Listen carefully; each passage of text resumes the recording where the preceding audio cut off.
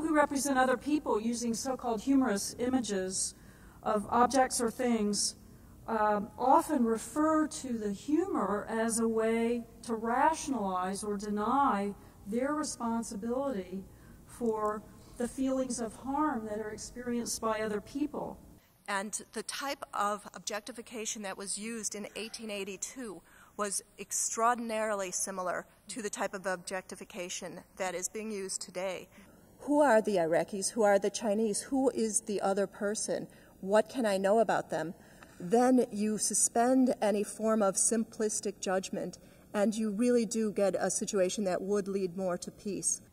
So when racialized comments are made, even the ones that some people think of as innocent or funny, we need to think critically about how they objectify human beings, about how they support white supremacy. I just want to encourage everybody to maybe shoot off an email or a letter to Channel 13 or maybe even other news outlets and let them know this is going on, this is something we care about, and do something about it, please. To hear what people say about each other on the radio, and there is not one group not saying something about, I mean, it's wide open. So are we desensitizing ourselves? People start hearing these things over and over again.